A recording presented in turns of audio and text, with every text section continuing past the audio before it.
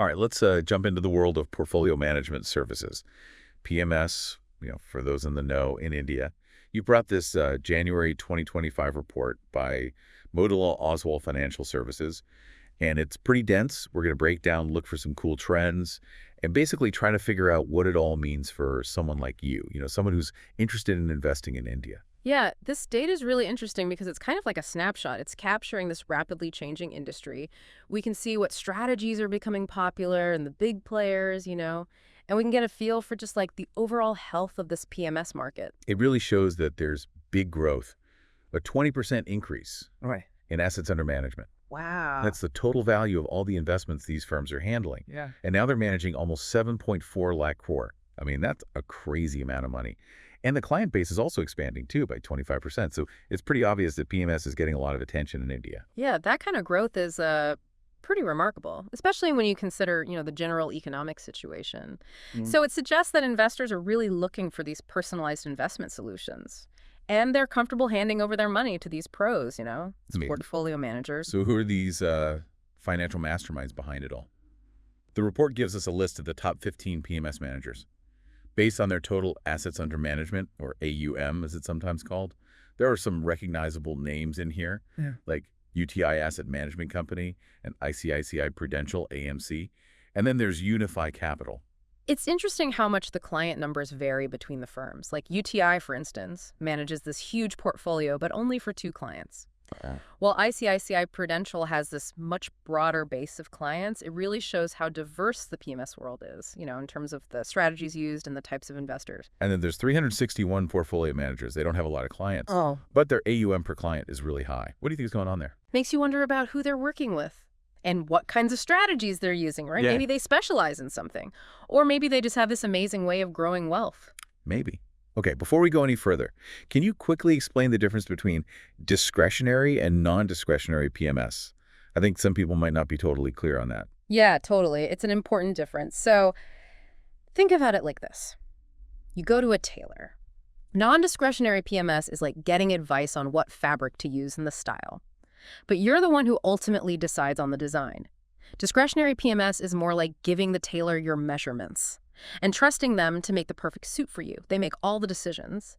This report, by the way, focuses specifically on discretionary PMS, where the managers can buy and sell investments without needing the client's approval. Every time. That's where you see active management in action. Okay, so let's talk about the strategies then. The report highlights the top 15 strategies that got the most investments. Back in December 2024, ValueQuest Alpha, ICICI Prudential PMS Contra, and Stallion Core Fund are at the top. What's making these strategies so popular? Well, these inflows are often a reflection of how the market is doing overall and what investors are looking for. For example, the strong performance of ValueQuest Alpha might suggest that more and more people are interested in value investing, where you're looking for companies that might be undervalued now, but have good potential to grow in the future. Interesting. Stallion Core Fund is up by a ridiculous 196%. I mean, that's crazy good. What's going on there? 196% is definitely something to pay attention to. It seems like they've made some really good decisions, in the past year. The report mentions that their strategy isn't limited to any specific sector or company size. So they're not putting all their eggs in one basket. But of course, we should remember that big returns often mean taking bigger risks, right? That's a good point. It can't all be good news. The report also talks about some strategies where investors are pulling out their money. ASK Indian Entrepreneur Portfolio, Marcellus CCP, and White Oak India Pioneers Equity are all on that list. Why are investors moving away from these strategies? Well, it could be a few different things. Sometimes it's because the market conditions are changing, or there might be concerns about how well a particular strategy is doing, or sometimes investor preferences just shift. The investment world is constantly changing, and what worked one year might not work the next. So maybe it's not always a bad sign, but it's something to look into. It's interesting to see this back and forth between money flowing in and out. It shows that the PMS industry is really dynamic and that investors are constantly evaluating and changing their portfolios. Exactly. It highlights how important it is to stay informed and be flexible, in the investment world. What works for one person might not work for another, and the strategies that are doing great today might not be so great tomorrow. So we've talked about the big picture, but let's look at some of these strategies that are attracting all those investments, like ValueQuest Alpha. They're doing really well. What makes them stand out? Well, their name kind of gives it away. They're all about value investing. So they're looking for those companies that the market might be undervaluing right now, but that have strong potential for growth, like finding a hidden gem, Yeah, yeah. something that just needs a little polishing. And the report shows they've had 59% growth in assets under management year to date and a 27% return over the past year. That's pretty good. Wow, that's impressive. Okay, what about ICICI Prudential PMS Contra? Their name sounds a little mysterious. Contra in the investing world basically means they're going against the flow. They're the contrarians. So Yeah. while everyone else is chasing the latest hot stock, they're looking for opportunities that other people might be missing. I like that, going against the grain. Exactly. And their 80% AUM growth year to date suggests it's working for them. Interesting. Okay, last one from the top performers. Stallion Core Fund. They're reporting an incredible 196% return. That's almost unheard of. How are they doing that? Yeah, that level of growth tells us they've made some really smart moves. It looks like their strategy is pretty broad. They're not focusing on any specific sector or company size. They're looking for opportunities wherever they pop up. But I wonder if that kind of approach also comes with more volatility. That's a good point. High returns usually come with higher risks, right? Mhm. Okay, let's shift gears and look at some of the strategies that are seeing investors pulling out. ACE's K Indian Entrepreneur Portfolio is at the top of that list.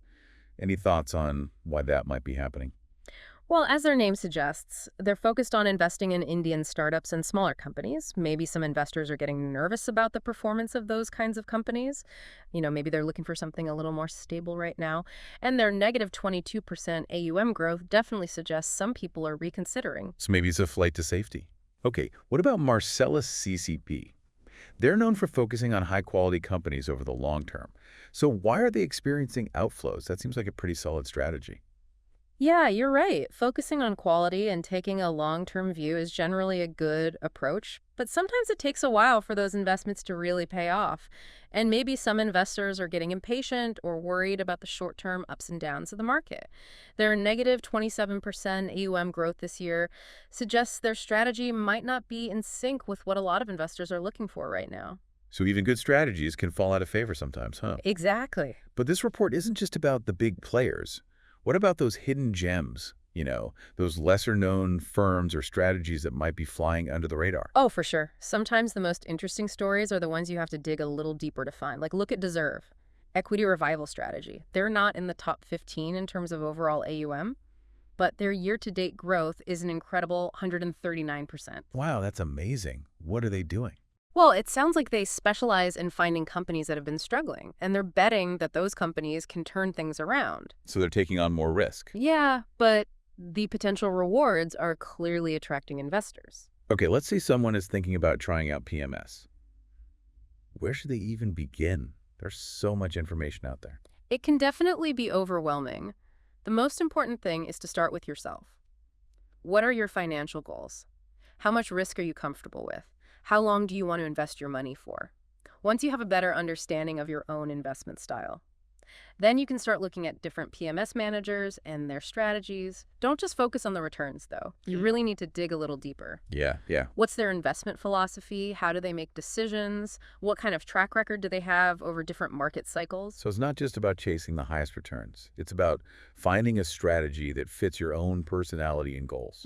Exactly. And just like building a good wardrobe, diversification is really important when it comes to investing. Don't put all your eggs in one basket. Right, spread things around. Yeah. Okay, speaking of spreading things around, I'm curious about those strategies that have the most outflows. Are they all doomed to fail?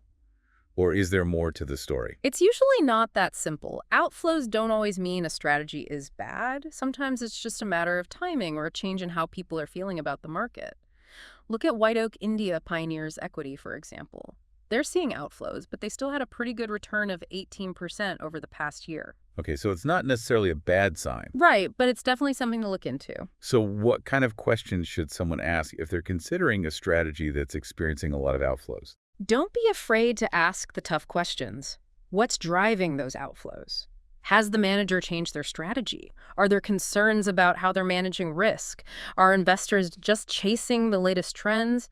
The answers to those questions can help you figure out whether those outflows are a real cause for concern or just a temporary blip. So do your research. Yeah. And don't just follow the crowd. I've noticed that there's a lot of variety in the investment approaches. We've got value investors, contrarians, long-term holders, growth seekers.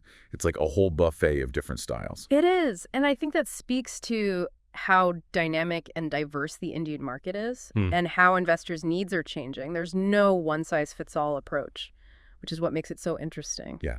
But all this variety can also make it hard to choose, right? Especially for someone who's new to all of this. What advice would you give to our listeners who might be feeling a little lost? Well, it's kind of like, when you're planning a trip, you wouldn't just pick a random spot on the map and go, would you? Yeah. You'd think about what you're interested in, what your budget is, what kind of traveler you are. Investing in PMS is kind of similar. You got to figure out your own investment personality first. Are you the cautious type, who prefers a relaxing beach vacation? Or are you more adventurous, like you love to climb mountains and explore new places? I see. So before you even book your flight, you need to know what kind of investment journey you're looking for. Exactly. Then you can start looking at the track record of different PMS managers and their strategies. How have they performed when the market is up, when it's down? What's their philosophy? Do they align with, your values and beliefs? Yeah, it's like choosing a tour guide for your financial adventure. You want someone who knows what they're doing, someone you can trust. Right. And don't be afraid to ask questions. Any good PMS manager will be happy to explain their approach and talk through any concerns you have. Transparency is so important. Yeah. Okay, before we wrap up, let's zoom out for a second and think about the big picture. What does all this data tell us about the Indian investment landscape overall? Well, it shows that things are changing.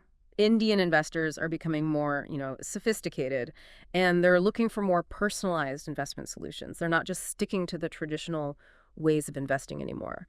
And they're more open to trusting professional managers to help them navigate this complex world. So it's not just about getting the best returns, it's about finding the right investment approach for you.